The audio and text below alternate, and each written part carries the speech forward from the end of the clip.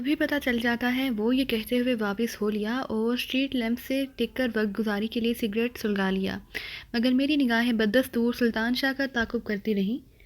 پڑھتے ہوئے اس نے راستے میں جھک کر شاید چند پتھر اٹھائے اور پھر میں نے اسے مسز دلدار بھٹی کے مکان کے قریب مارتے ہوئے مختصر سے وقفے سے دوبارہ کوئی چیز اندر احاطے میں اچھالتے ہوئے دیکھا۔ وہ میری توقع سے بڑھ کر ہوشیار ثابت ہو رہا تھا۔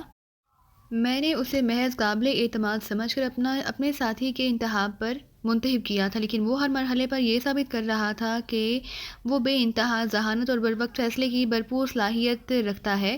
احاطے میں کتوں کی موجودگی کا اندازہ لگانے کے لیے سناٹے میں شک بارگی سے بہتر کوئی نسخہ نہیں تھا۔ سلطان شاہ اپنی ٹائی کرتا ہوا آگے بڑھتا چلا گیا۔ اسٹریٹ لیمپس کی نندا سی روشنی میں اس کا حیولہ دور تک بڑھنے کے بعد واپس آتا دکھائی دینے لگا۔ واپسی میں اس نے مسز دلدار بھٹی کے مکان میں پتھر اچھالے اور اس بار چند ثانیوں کے لیے وہاں رک کر اندر سے کسی قسم کے رد عمل کا انتظار کرتا رہا۔ آخرکار ہونٹوں پر فاتحانہ مسکراہٹ لیے میرے پاس موجود آ گیا۔ لگتا ہے کہ اندر کوئی بھی نہیں، نہ کتا نہ کوئی چوکیدار، اس نے آتے ہی پورے اعتماد لہجے میں کہا، اور میں اس کے شانے پر ہاتھ رکھ کر اسے اپنے ساتھ لیتے ہوئے آگے بڑھ گیا۔ وہ شہر کے آسودہ حال لوگوں کی آبادی تھی اور میں اچھی طرح جانتا تھا کہ اس دور میں دولت آسانی کے ساتھ نہیں کمائی جاتی۔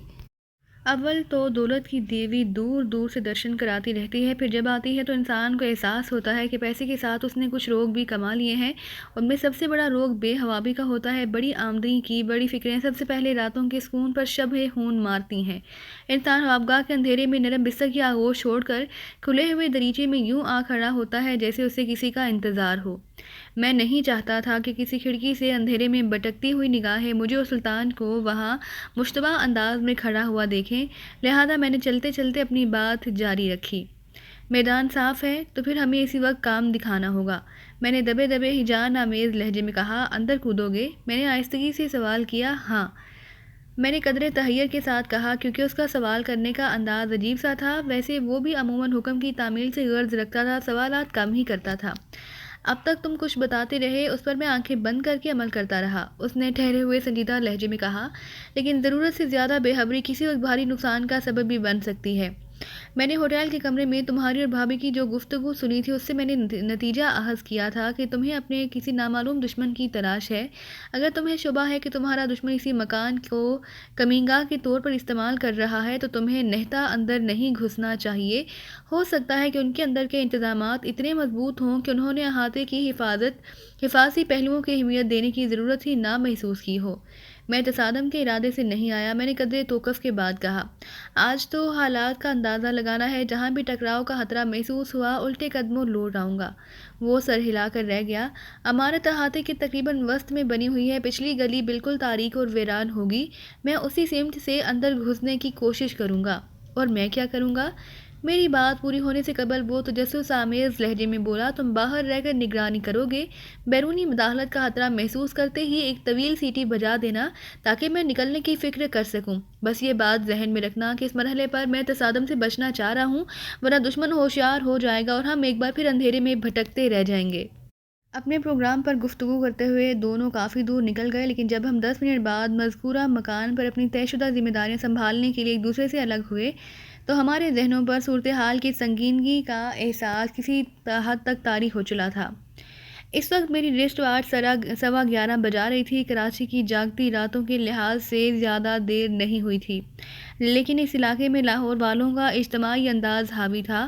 ہر سو سناٹا چھایا ہوا تھا، دور سے آوارہ کتوں کی آوازیں ابھر ابھر کر معدوم ہو رہی تھیں اور بیشتر مکانوں کے اقامتی حصے تاریک پڑے ہوئے تھے۔ میں عمومی رفتار سے چلتا ہوا اس نکڑ تک پہنچا جہاں سے مجھے تاریک عقبی گلی میں گھسنا تھا۔ لحظہ بھر کے لیے رک کر میں نے قرب و جوار کا جائزہ لیا۔ میدان بدستور صاف پڑا ہوا تھا، سلطان شاہ کا کہیں پتہ نہیں تھا، شاید اس نے اس لیے اپنی کوئی بہترین کمینگاہ چنی تھی۔ میں پھرتی سے آگے بڑھا اور گلی میں پھیلی ہوئی تاریکی میں تحلیل ہو گیا۔ گلی تاریک لیکن صاف ستھری تھی۔ میں بائیں ہاتھ پر تیسرے احاطے کی سپاٹ دیوار کے قریب رک گیا۔ عام تعمیری رواج کے مطابق شاید کسی بھی مکان کے عقبی احاطے میں کوئی دروازہ یا پھاٹک نہیں تھا، لیکن مجھے یہ دیکھ کر خوشی ہوئی کہ شہری سہولتوں کی فراہمی کے لیے اسی عقبی گلی کو استعمال کیا گیا تھا۔ اندھیرے کا عادی ہو جانے کے بعد مجھے پانی، گیس اور بجلی وغیرہ کے لوازمات نظر آنے لگے تھے۔ اچانک ہی میری خوشی کی انتہا نہ رہی جب میں نے اپنے مطلوبہ مکان کی دیوار کے تقریباً 7 کنکریٹ کی چوکی پر محکمہ ٹیلی فون کی اونچی سی کیبنٹ لگی دیکھی جس سے علاقے کے لوگوں کو کنیکشن دیے گئے ہوں۔ میں اس آہنی کیبنٹ پر چڑھ کر بآسانی 8 فٹ اونچی دیوار کے اس پار کا جائزہ لینے کے بعد اندر کود سکتا تھا۔ میں احتیاط کے ساتھ اس کیبنٹ پر چڑھا، دھیرے دھیرے سر اٹھا کر احاطے کے اندر پھیلی ہوئی ویرانی کا جائزہ لیا، پھر تن با تقدیر ہو کر دیوار پر چڑھ کر نرم لان پر کود گیا۔ عمارت کے مکین میری توقع سے بڑھ کر بے فکری اور بے پرواہ ثابت ہوئے۔ میں پھونک پھونک کر قدم آگے بڑھاتا رہا اور بدستور بے قرار سناٹا چھایا رہا۔ نگہبانی کے لیے وہاں کتوں وغیرہ کا امکان تو پہلے ہی رد ہو چکا تھا اور اس وقت چوکیدار کی موجودگی مشکوک سی نظر آ رہی تھی، یا شاید وہ بھی اپنے آقاؤں کی طرف سے مطمئن ہونے کے بعد کسی گوشے میں جا سویا تھا۔ احاطے میں روشنی نہ ہونے کے برابر تھی، لیکن اس کے باوجود میں نے اپنا رخ عمارت کے عقبی سمت ہی رکھا۔ سناٹے کی بنا پر سامنے کے رخ پر کسی دروازے وغیرہ کے کھلے ہونے کی امید حماقت ہی ہوتی، البتہ یہ امکان تھا کہ شاید کوئی کھلی ہوئی کھڑکی میرے لیے سہولت پیدا کر سکتے۔ میرے حواس پوری طرح کام کر رہے تھے، لیکن تمام تر حوصلے کے باوجود میرے اعصاب پر سنسنی چھائی ہوئی تھی، جس کا مطلب یہ احساس تھا کہ میں اس وقت A2 کی کمین گاہ میں موجود تھا۔ A2 جو موت کے سوداگروں کی ٹولی میں ایک پراسرار نام تھا جس کا وجود ہر شخص کے لیے ایک راز تھا، لیکن میں اپنی کوششوں سے اس کی دہلیز پر چڑھ کر اسے للکارنے کی پوزیشن میں آ چکا تھا۔ میں عقبی سمت کا پوری طرح جائزہ لے ڈالا لیکن کامیابی کی کوئی صورت نظر نہ آئی۔ مکان کی ساعت کچھ ایسی تھی کہ اس طرف کھڑکیاں ہی کم تھیں اور جو تھیں وہ بند نظر آ رہی تھیں، لیکن کونے پر پہنچتے ہی خوشی سے میرا دل بلیوں اچھل پڑا کیونکہ بغلی دیوار میں ایک کھڑکی کھلی ہوئی نظر آئی جس کے شیشوں پر اندر سے آنے والی تدہم سبز روشنی کا ہلکا سا انعکاس ظاہر کر رہا تھا کہ وہ کھڑکی کسی خوابگاہ میں کھلتی ہے۔ A2 یا اس کے کسی معتمد کی خوابگاہ کی دریافت میرے لیے کوئی معمولی بات نہیں تھی۔ میں دبے قدموں آگے بڑھا، پھر رات کی تاریکی میں دھیمے دھیمے سر اٹھا کر اندر کا جائزہ لینا چاہا تو بیک وقت 2 انکشافات ہوئے۔ اول تو کھلی ہوئی کھڑکی کے پیچھے چوبی فریم میں مضبوط آہنی دیوار نصب تھی، دوم یہ کہ خوابگاہ میں پھیلی ہوئی مدھم سبز روشنی میں انسانی ہیولا کھڑکی کی طرف پشت کیے چادر اوڑھے بے خبر سو رہا تھا۔ میرے وجود میں اضطراب کی لہر سرایت کر گئی۔ شکار راستے میں موجود تھا اور میں اپنے سر پر منڈلانے والے خطرے سے بے خبر گہری نیند سویا ہوا تھا۔ کمرے میں داخل ہو کر میں اسے زیر کر سکتا تھا۔ میری نگاہیں بے چینی سے دیوار پر پھیلنے لگیں، پھر اچانک ہی اپنی خوش نصیبی پر جھوم اٹھا۔ اس رات ستارے میرا ساتھ دے رہے تھے۔ میں بآسانی اس خوابگاہ تک آن پہنچا اور وہاں گھسنے کی راہ بھی نظر آ رہی تھی۔ کمرے کے ایک سرے پر دیوار میں ایک چوکور خلا موجود تھا جسے اندر سے کارڈ بورڈ لگا کر بند کر دیا گیا تھا۔ اس خلا کے 2 عدد دیوار گیر آہنی بریکٹ لگے ہوئے تھے جن سے ظاہر ہو رہا تھا کہ وہاں کسی وقت ایئر کنڈیشن لگا ہوا ہوگا جسے مستقل طور پر مرمت کے لیے ہٹا کر میرے لیے ایک راستہ تیار کیا گیا تھا۔ ہارڈ بورڈ پر میں نے باہر سے بتدریج دباؤ ڈالا تو جو بھی فریم رنگ ہوردہ کیلوں کی جگہ چھوڑنے کی مدھم سی آواز پیدا ہوئی اور میں نے فوراً دم ساتھ کر اپنے ہاتھ پیچھے ہٹا لیا۔ چند ثانیوں تک اسی طرح بیٹھا رہا، پھر میں نے کھڑکی کے قریب پہنچ کر محتاط انداز میں اندر کا جائزہ لیا تو یہ دیکھ کر دل کو تسلی ہوئی کہ بستر پر بیٹھے ہوئے شکار کی پوزیشن میں ذرا بھی تبدیلی نہیں آئی۔ میں نے چوکنے انداز میں آہستہ آہستہ ہارڈ بورڈ کو اس کی جگہ سے اکھاڑا۔ اس وقت میرے ذہن میں خیالات کی آندھیاں سی چلنے لگیں۔ A2 کے فون نمبر کے ذریعے میں اس مکان میں پہنچا۔ اس نمبر پر میری A2 سے بھی بات ہو چکی تھی، لیکن پھر اس نمبر پر A2 سے بات کرنے کے لیے رات 1 سے 3 بجے کا وقت مقرر تھا۔ 1 بجے سے پہلے اس نمبر پر کال ایک عمر رسیدہ بوڑھی عورت نے وصول کی جن کے بیان کے مطابق یہاں کوئی مرد نہیں رہتا تھا۔ نہ جانے بستر پر کون سویا ہوا تھا۔ بوڑھی اور بیمار عورت، میرے لیے اعصابی اضطراب پر قابو پانا دشوار ہو رہا تھا، لہذا میں نے آخری بار گرد و پیش کا جائزہ لیا اور پھر ایئر کنڈیشن کے کھلے ہوئے سوراخ میں سے گزر کر خوابگاہ میں داخل ہو گیا۔ بستر پر وہ انسانی ہیولا بدستور بے حس و حرکت پڑا ہوا تھا۔ میں آگے بڑھا اور پھر میرے وجود میں مایوسی کی لہر دوڑنے لگی۔ وہ ایک فربہ اندام بوڑھی عورت تھی جو دنیا و ما فیہا سے بے خبر گہری نیند سوئی ہوئی تھی۔ میری نگاہیں عورت سے ہٹ کر کمرے کا طواف کرنے لگی اور مجھے ایک گوشے میں تپائی پر رکھا ہوا ٹیلی فون انسٹرومنٹ بھی نظر آ گیا۔ میں دبیز فرشی قالین پر تیزی سے سے اس طرف بڑھا اور ریسیور اٹھا کر کان سے لگایا تو فون پر ٹون آ رہی تھی۔ میں نے ریسیور رکھنے سے قبل اپنی ریسٹ واچ پر نگاہ ڈالی تو وہاں رات کے 11:15 بج رہے تھے۔ میں نے گہرا سانس لے کر ریسیور کیبل پر رکھ دیا۔ ٹیلی فون اور اس مکان تک میری رسائی ہو چکی تھی، لیکن ایٹو کے بارے میں کوئی سراغ ملتا نظر نہیں آ رہا تھا۔ وہ عورت جس انداز میں گہری نیند سوئی ہوئی تھی، اس کی بنا پر مجھے یقین ہو چلا کہ وہ واقعی بیمار تھی، ورنہ عمر کی اس دہلیز پر انسان اتنی گہری نیند کبھی نہیں سو سکتا۔ شاید اس پر کسی ہا بابر دوا کے گہرے اثرات تھے۔ اس محسوس صورتحال میں میرے لیے ایک ہی رستہ باقی رہ گیا کہ میں اسی کمرے میں ٹھہر کر 1 بجنے کا انتظار کروں اور پھر ٹیلی فون کے بارے میں رونما ہونے والی کسی متوقع تبدیلی کا خود سراغ لگاؤں۔ محض اسی طرح کوئی پیش رفت میں کر سکتا تھا۔ اس خوابگاہ میں باہر کھلنے والی کھڑکی کے علاوہ 2 دروازے نظر آ رہے تھے۔ ان کے بارے میں یہ اندازہ لگانا ذرا بھی دشوار نہیں تھا کہ ان میں ایک ملحقہ باتھ روم میں کھلتا تھا اور دوسرا اس خوابگاہ کو عمارت کے اندرونی حصوں سے ملا ہوا تھا۔ میں نے بڑھ کر اندرونی حصے میں کھلنے والے دروازے کا جائزہ لیا تو اندر سے کنڈی لگی ہوئی تھی۔ میں نے اندر سے کنڈی کھول کر دروازہ کھولا اور چند ثانیوں تک میرے دوسری طرف چھائے ہوئے گہرے سناٹے پر کان جمانے کے بعد نیم روشن راہداری میں رینگ گیا۔ عمارت خاصی وسیع ثابت ہوئی، لیکن وہاں 4 نفوس ہی دریافت ہو سکے جو سب گہری نیند سو رہے تھے۔ راہداری میں عمر رسیدہ عورت کی خوابگاہ سے ملحق کمرے میں ایک جوان العمر لڑکی سوئی ہوئی تھی، یا پھر کچن کے قریب ایک کمرے میں 2 ادھیڑ عمر ملازم سوتے نظر آ رہے تھے۔ میں آگے بڑھتا ہوا مکان کا داخلی دروازہ کھول کر برآمدے میں نکل گیا، لیکن وہاں کوئی بھی نظر نہ آیا۔ اس صورتحال سے حوصلہ پا کر میں برآمدے سے پختہ فرش پر اترا اور تھوڑی دیر بعد یہ فیصلہ کرتا ہوا واپس لوٹ آیا کہ واپسی میں چوروں کی طرح عقبی دیوار پھاندنے کی بجائے میں پھاٹک کی ذیلی کھڑکی ہی استعمال کروں گا۔ واپسی پر عمارت کے اندرونی دروازوں کو حسب سابق بند کرنا نہیں بھولا۔ اس تمام جائزے سے فارغ ہو کر میں دوبارہ بوڑھی عورت کی خوابگاہ میں پہنچا تو گھڑی کی سوئیاں 12 کے ہندسے پر رکی ہوئی نظر آئیں۔ اس کا مطلب تھا کہ کچھ ہونے کے لیے مجھے کم از کم 1 گھنٹہ انتظار کرنا پڑے گا۔ میں مسری کے قریب فرشی قالین پر اس طرح دراز ہو گیا کہ سوئی ہوئی عورت پر نگاہ رکھ سکوں۔ طویل انتظار کے آغاز نے دل میں سگریٹ سلگانے کی خواہش کو جنم دیا، لیکن میں نے فوراً ہی اپنی طرف کا گلا گھونٹ دیا۔ بڑھیا بیمار تھی، مجھے ڈر تھا کہ کہیں اسے سگریٹ کی بو سے الرجی نہ ہو۔ اگر میری سگریٹ نوشی کو کہیں اسے سگریٹ کی بو سے کھانسی شروع ہو گئی تو میرے پورے منصوبے پر پانی پھر سکتا تھا۔ قالین پر لیٹے لیٹے میرا ذہن سلطان شاہ کی طرف بھٹک گیا۔ اساہان کے گروہ سے ٹوٹا ہوا وہ شخص اس وقت میرے لیے بہت کارآمد ثابت ہو رہا تھا۔ یوں تو میری تنظیم کسی حد تک بڑی دور تک پھیلی ہوئی تھی، میرے نیچے کام کرنے والوں میں بھانت بھانت کے لوگ موجود تھے، لیکن میری مجبوری یہ تھی کہ ان سب میں موجود افراد صرف تنظیم کے مفادات کے لیے ہی کام لے سکتا تھا، جبکہ میرے دل میں بغاوت جنم لے چکی تھی۔ اپنے باغیانہ منصوبوں کی تکمیل کے لیے صرف سلطان شاہ ہی ایسا آدمی تھا جسے میں کھلے دل کے ساتھ اعتماد کر سکتا تھا۔ ایٹو تنظیم کا سربراہ اور بہت زیادہ باخبر آدمی تھا، لیکن وہ بھی سلطان کے وجود سے باخبر نہیں تھا۔ اس کی بنیادی وجہ یہ تھی کہ کراچی چھوڑنے تک میں نے اسے خود سے دور ہی رکھا۔ اگر ایک بار وہ کھل کر سامنے آ جاتا تو شاید میرے لیے اس کی افادیت محدود ہو کر رہ جاتی۔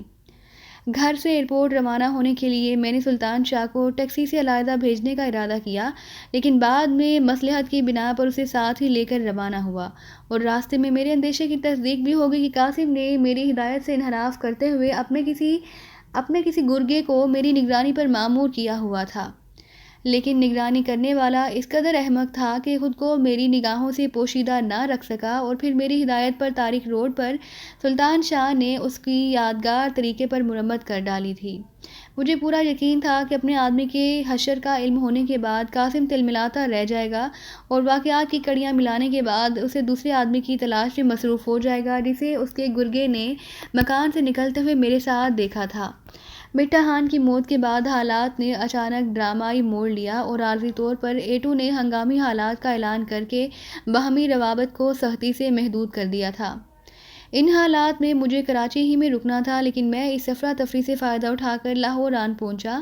قاسم جب اپنی کوششوں کے بعد شہر میں میرا یا میرے مکان کا سراغ نہ پاتا تو یقینی طور پر الجھن میں پڑ جاتا، لہذا میری کوشش یہی تھی کہ جلد از جلد اپنی مہم ختم کر کے واپس آن پہنچوں اور حامد کے ذریعے حاصل ہونے والے 3 نوجوان کارندوں کے ذریعے مال باہر بھیجنے کی کوشش کروں، کیونکہ اس ہنگامی دور میں ایٹو نے اس کام کو تعطل میں نہیں ڈالا تھا اور مجھے رابطہ رکھنے کی ہدایت دی تھی۔ سوئیوں کا سفر دھیمے دھیمے جاری رہا اور میرا ذہن خیالات کی دلدل میں ڈوبا رہا۔ میں بذات خود فون نمبر کے حوالے سے A2 کا کھوج لگانے کی کوششوں میں مصروف رہا، کیونکہ میرے علم کے مطابق اب تک وہی تنظیم کا سربراہ نظر آ رہا تھا، لیکن تنظیم میں حروف تہجی اور نمبروں کے اشتراک سے عہدوں کی باہمی شناخت کا جو طریقہ رائج تھا، ان کی بنا پر میرا یہ قیاس تھا کہ A2 سے اوپر 2، ورنہ کم از کم ایک آدمی ضرور مامور ہونا چاہیے تھا اور اس کی امکانی شناخت A1 یا صرف A ہونا چاہیے تھی۔ انسداد منشیات کے بارے میں ہونے والی بین الاقوامی کانفرنس میں امریکی مندوب نے جو بھیانک تصویر کشی کی تھی، وہ میرے ذہن میں ہر لمحے تازہ تھی۔ ہیروئن بیچنے والے ہر درجے کے لوگ بظاہر اپنے مالی مفادات کے لیے اس گھناؤنے کام میں مصروف تھے، لیکن در حقیقت ان میں سے ہر شخص ایک بڑی سازش کا ایندھن بنا ہوا تھا۔ بیرونی دماغ منصوبہ بندیاں کر رہے تھے، ان کی نگاہیں طویل میعاد کے سیاسی اور معاشی مفادات پر مرکوز تھیں اور پاکستان کی سرزمین سے گزرنے والا ہیروئن کا ذرہ ذرہ انہیں اپنی سازش میں کامیابی کی منزل سے قریب تر لے جا رہا تھا۔ شاید A2 کسی بیرونی آقا کو ہی جواب دیتا۔ A2 لاہور رہ کر کراچی تک کے معاملات کی دیکھ بھال کرتا تھا، اس لیے مجھے اندازہ لگانا دشوار نہیں تھا کہ پاکستان کس حد تک تنظیم کے سارے صوبے اس کی صوابدید پر منحصر تھے۔ شاید قرب و جوار کے ممالک میں اسٹڈیوں میں اس جیسے کئی اور بھی مقامی سربراہ رہے ہوں، وہ سب ایک ہی آقا کے تابع ہوں۔ تنظیم ہی کی جانب سے کچھ عرصے پہلے مجھے ایک بین الاقوامی ادارے کی تکمیل کے لیے جاپان بھیجا گیا۔ وہ سفر میں نے ایک فرم ایشین سنڈیکیٹ لمیٹڈ کے نمائندے کے طور پر اٹینڈ کیا۔ دوسری طرف سے آنے والے ایشلے ہاؤس کی نمائندہ ایک عورت تھی۔ اسی مذاکرات کے انتظار میں مجھ پر ایک خوفناک جاپانی عورت کے وجود کا انکشاف ہوا، جو مقدر کی بے رحم ٹھوکریں کھانے کے بعد غنڈہ گردی اور گروہ بندی پر اتر آئی تھی۔ اس کا بھی انسدادی منشیات کی اسمگلنگ کے گرد کاروبار گھومتا تھا۔ مرد، عورت، مقامی اور غیر ملکی سب ہی دولت کمانے کے دھنڈور میں نسلوں اور خاندانوں کو تباہی کے مہیب غار میں گھسیٹتے چلے جا رہے تھے۔ غزالہ کی ماں کی دردناک زندگی کا بھی شاید یہی کچھ ہوا تھا۔ کامران کی دیوانگی بھی آنکھوں دیکھی بات تھی۔ انہی تجربوں نے مجھے اور غزالہ کو موت کے سوداگروں کے بیچ جا پھنسایا تھا۔ میں اس وقت خوابگاہ کے فرشی قالین پر پڑا فون کا منتظر تھا اور شاید غزالہ بھی اپنے بستر پر پڑی ایشین سنڈیکیٹ لمیٹڈ کے بارے میں، اپنی حکمت عملی کے بارے میں سوچ رہی تھی۔ اچانک میں چونک پڑا۔ خوابگاہ میں رکھے ہوئے ٹیلی فون کی گھنٹی ایک بار پھر دھیمے انداز میں بج کر رک گئی۔ میں چند ثانیوں تک گھنٹی بجنے کا منتظر رہا، لیکن آلہ بدستور خاموش رہا۔ بوڑھی عورت بدستور سو رہی تھی اور میری رسٹ واچ پورا 1 بجا رہی تھی۔ میں دھڑکتے دل کے ساتھ اٹھا اور فون کا ریسیور کان سے لگایا تو بے احتیاط حلق سے گہرا سانس آزاد ہو گیا۔ ایک فون کی لائن بے جان ہو چکی تھی۔ چند ثانیوں تک ریسیور لیے حالی ذہنی کے عالم میں کھڑا رہا، پھر فوراً ہی میرا ذہن اس وقت کو کوسنے لگا۔ وہ عورت سچی تھی، اس کا A2 سے کوئی تعلق نہیں تھا، اسی لیے ہی اس کا فون جس طرح بے جان ہوا، اس کی بنا پر میرا اندازہ درست نظر آ رہا تھا کہ ٹیلی فون ایکسچینج میں A2 کا کوئی ہرکارہ موجود تھا جو مقررہ اوقات میں وہ نمبر A2 کو منتقل کر دیتا تھا۔ پھر آخر رازداری کیسے برقرار تھی؟ ایکسچینج میں ڈیوٹیاں بدلنے کی صورت میں کتنے آدمی اعتماد میں لیے گئے ہوں گے اور کیا وہ فطری تجسس کے تحت A2 کے فون کالز نہ سنتے ہوں گے؟ میرے پاس وقت کم تھا۔ 3 بجے سے پہلے کارروائی ممکن تھی، پھر مجھے اندر آئے بہت دیر ہو چکی تھی۔ سلطان شاہ نہ جانے کس طرح وقت گزار رہا تھا۔ ریسیور رکھ کر میں اسی راستے سے باہر نکلا جس کے ذریعے کمرے میں گھسا تھا، لیکن عمارت سے واپسی کے لیے احاطے کی عقبی دیوار پھاندنے کی بجائے میں پھاٹک کی طرف ہو لیا۔ ذیلی راستے سے باہر نکل کر میں نے وہ آہنی کھڑکی اس طرح بند کر دی کہ بادیوں نظر وہ محفوظ نظر آئے۔ پھاٹک کے ایک طرف ستون پر چوبی نیم پلیٹ پر مسز دلدار بھٹی کا نام نظر آ رہا تھا۔ اسے ذہن نشین کر کے میں بے پروایانہ انداز میں آگے بڑھتا چلا گیا جدھر سلطان شاہ سے ملاقات کی امید تھی۔ تھوڑی دیر کے بعد میں سلطان شاہ کو تلاش کرنے میں کامیاب ہو گیا۔ وہ بھی گلی کی تاریکی سے نکل کر سامنے آیا تو اس کے بشرے سے تھکان اور بیزاری کے آثار مترشح تھے۔ کہاں رہ گئے تھے تم؟ اس نے چھوٹتے ہی سوال کیا۔ مجھے تو فکر ہو چلی تھی کہ کہیں پکڑ ہی نہ لیے گئے ہو۔ اندر میدان صاف تھا۔ میں نے ہنستے ہوئے پرجوش لہجے میں کہا، میرا رکنا رائے گاں نہیں گیا۔ 1 بجتے ہی فون بے جان ہو گیا اور مجھے یقین ہے کہ 3 بجے تک لائن بحال ہو جائے گی۔ میں سمجھا نہیں۔ وہ قدرے حیرت کے ساتھ بولا، تمہاری اور بھابھی کی گفتگو میں کسی فون کا ذکر تو آیا تھا، لیکن اس کا وقت سے کیا تعلق تھا؟ میں حفت امیز انداز میں ہنس پڑا۔ وہ درست ہی کہہ رہا تھا، اپنی مہم کے سلسلے میں اسے ساتھ تو لیے پھر رہا تھا، لیکن میں نے اسے پوری طرح اپنے مقاصد سے آگاہ نہیں کیا تھا، نہ ہی اس نے کسی مرحلے پر ضرورت سے زیادہ کچھ جاننے کی خواہش ظاہر کی تھی۔ وہ سراسر حکم کا بندہ تھا اور یہ سمجھتا رہا کہ میں کسی ارادے سے ایک مکان میں چوروں کی طرح گھسوں گا اور وہ باہر رہ کر خطرے کی صورت میں میرے اشارے کا منتظر رہے گا۔ مجھے ایک آدمی کی تلاش ہے، میں نے اسے آگاہ کیا۔ اس سے رات کے 1 سے 3 بجے تک ایک فون پر گفتگو کی جا سکتی ہے، وہ نمبر اسی گھر کا ہے۔ مقررہ اوقات کے علاوہ فون کرنے پر ایک بوڑھی اور بیمار عورت کی آواز سنائی دیتی ہے جو اس شخص سے سراسر لا علم ہے۔ وہ عورت اس وقت بھی اپنی خوابگاہ میں بے خبر سو رہی ہے۔ پہلے اس کا فون صحیح تھا، لیکن 1 بجتے ہی ناکارہ ہو گیا۔ شاید ایکسچینج سے بہت بڑی چوک ہو گئی۔ مجھ سے وہ گہرے تاثر سے بولا، کاش تم نے یہ سب پہلے بتا دیا ہوتا تو اس وقت تمہارا شکار تمہارے قبضے میں ہوتا۔ وہ کیسے؟ میں نے حیرت سے پوچھا۔ یقین تمہیں وہ ٹیلی فون کیبنٹ یاد ہے جس پر چڑھ کر تم اندر کودے تھے؟ اس نے کہا اور میں نے جلدی سے اسبات میں سر ہلا دیا۔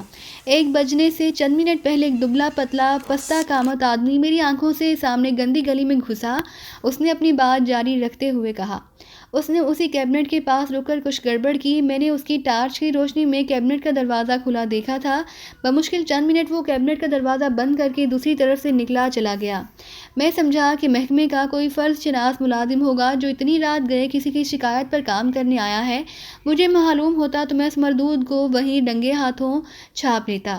تم نے بہت بڑا کام کیا ہے، میں نے اضطراری لہجے میں کہا۔ اب سارا معاملہ صاف ہو گیا۔ اس معاملے کا ایکسچینج سے کوئی تعلق نہیں، ساری گڑبڑ اسی کیبنٹ سے کی جاتی ہے۔ تاروں کی ذرا سی رد و بدل سے وہ نمبر کہیں اور منتقل ہو جاتا ہے۔ اس کا مطلب ہے کہ میرا مطلوبہ آدمی آس پاس ہی کہیں رہتا ہے اور اس کے فون کی لائن بھی اسی کیبنٹ سے نکل رہی ہے۔ وہ پستہ قامت اب 3 بجے پھر آئے گا اور تاروں کو واپس اصل جگہ جوڑ دے گا۔ کسی کو کانوں کان بھی پتہ نہیں چلے گا کہ کچھ ہوا تھا۔ ان ڈبوں سے اتنی بڑی گڑبڑ ہو سکتی ہے تو یہ کھلے کیوں رہتے ہیں؟ اس نے حیرت سے سوال کیا۔ یہ مقفل رہتے ہیں، ہو سکتا ہے کہ اس شخص نے کسی طرح اس کیبنٹ کی جعلی چابی بنوا لی ہو، یا شاید پستہ قامت محکمے کا ہی کوئی لائن مین ہو۔ میں سمجھا۔ وہ تفہیمی انداز میں سر ہلا کر بڑبڑایا، جب ہی فون رکھنے والے زیادہ بل کو روتے رہتے ہیں۔ اگر تمہارا مطلوبہ آدمی 1 سے 3 بجے تک دنیا جہان سے فون پر باتیں کرتا ہے تو بل بڑھیا کو ہی ملے گا، جبکہ اس بیچاری کے فرشتوں کو بھی اس رد و بدل کا علم نہیں ہوگا۔ میں نے اسے کچھ نہیں کہا، لیکن مجھے دل ہی دل میں ایٹو کی عیاری کا اعتراف کرنا پڑا۔ اس نے بہت ہوشیاری کے ساتھ چھان بین کے بعد اپنے مقاصد کے لیے مسز دلدار بھٹی کے فون نمبر کا انتخاب کیا تھا۔ اس نے اپنے وسائل سے معلوم کر لیا ہوگا کہ بڑھیا بیماری اور تنہائی کے سبب رات میں فون استعمال ہی نہیں کرتی۔ دوسری طرف وہ خود مقررہ اوقات میں اس فون نمبر پر پیغام وصول کرتا رہتا ہے۔ شاید وہ خود کوئی کال بھی نہ کرتا ہو۔ بل کی رقوم میں کوئی اضافہ نہ ہونے کی وجہ سے بیچاری بڑھیا پورے معاملے سے بے خبر تھی۔ یوں ایٹو نے محض ایک آدمی کے ذریعے اپنی ذات کے گرد ایک حصار کھڑا کیا ہوا تھا۔ صرف فون نمبر کے ذریعے اس تک پہنچنا ناممکنات میں سے تھا۔ اگر کسی نے کھوج لگانے کی کوشش بھی کی ہوگی تو بڑھیا کے مکان تک پہنچ کر یہی سمجھا ہوگا کہ مسز دلدار بھٹی بھی ایٹو کے کھیل میں پوری طرح شریک ہیں اور ایٹو شاید اسی کی چھت کے نیچے رہتا ہے۔ اس حد تک معلوم کرنے کے بعد تنظیم کے کسی رکن کی مجال نہیں کہ اس معاملے پر مزید دماغ سوزی کرتا۔ مختلف سڑکوں سے گزر کر ہم ایسی سڑک پر نکلے جہاں سے واپسی کے لیے کسی سواری کے ملنے کے امکانات تھے تو سلطان شاہ چونک پڑا۔ کیوں، اب کیا ارادہ ہے واپسی؟ میں نے اس کی حیرت سے لطف اندوز ہوتے ہوئے کہا۔ تو کیا 3 بجے اس ٹھگنے کو ناپنے کا ارادہ نہیں ہے؟ اس نے مایوسانہ لہجے میں کہا۔ تو دوستو، یہ تھی ہماری آج کی کہانی۔ امید کرتے ہیں کہ آپ کو یہ ویڈیو پسند آئی ہوگی، لیکن جانے سے پہلے ہماری ویڈیو کو کیجیے لائک اور شیئر کرنا مت بھولیے، اور اسی کے ساتھ کومنٹ کر کے ہمیں بتائیے کہ آپ کو یہ کہانی کیسی لگی۔ اور اگر ابھی تک آپ نے اس چینل کو سبسکرائب نہیں کیا تو اس چینل کو کیجیے سبسکرائب اور بیل آئیکن دبا کر آل نوٹیفیکیشن آن کر لیجیے۔